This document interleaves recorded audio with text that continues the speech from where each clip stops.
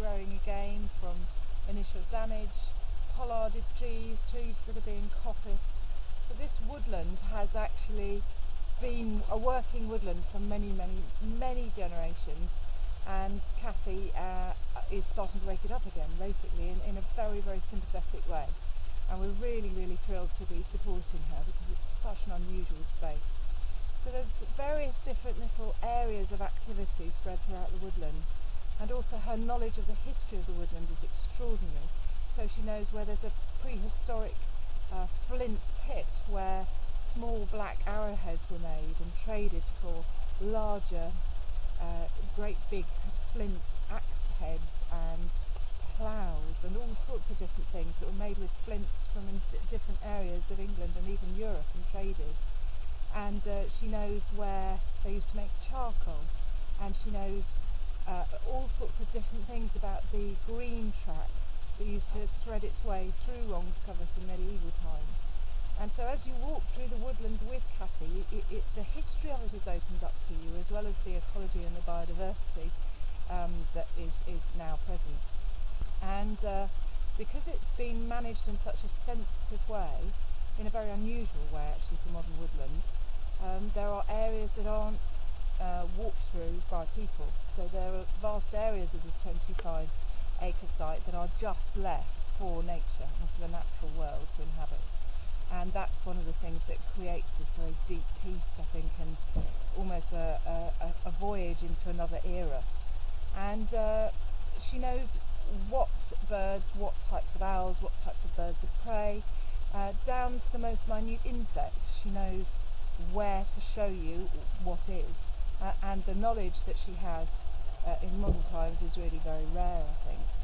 So it makes it extra special to come here. You come here by invitation only, and we are in the process at the moment of helping her draw down funding to create a range of classes and courses that will be set as a timetable throughout the next year. Some of those classes and courses will be educational in relation to fresh food preparation and outdoor cooking, which is particularly popular with children, and others of the courses will be about green woodworking and about green willow working and all sorts of basket weaving courses and those sorts of things. And then again, there are little creative hubs spread throughout the forest. So there'll be a different opportunity to learn how to work with wood in all different sorts of ways. So it's really one to keep track of and look out for. And it's really only about 10 miles out of Norwich, the city centre, so it makes it very accessible. There's the River Wen running right the way through it. I think I've got that right. I'm going to start again. And so there's a very wide river that you can actually kayak on and you can fish on and all sorts of wonderful things. And the other unusual aspect of this wood, or one of the many, is that there's no dogs walked in this wood. So nature becomes a lot less shy because there aren't the same sort of scents to beware of, whether you're talking about birds of prey or squirrels or different sorts of deer. There's a particular red deer that comes and has come for quite a few years now to drop her fawn. Whenever there's shoots around here, a lot of the pheasants and all sorts of partridge and all sorts of different birds and foxes bolt for the wood because they know it's a covert, it's a haven. And so whatever you think of countryside pursuits, it's just a very unusual and a very special atmosphere. When you come here, it feels like a haven, which is the old-fashioned meaning for covert, a place where wildlife suits and stays.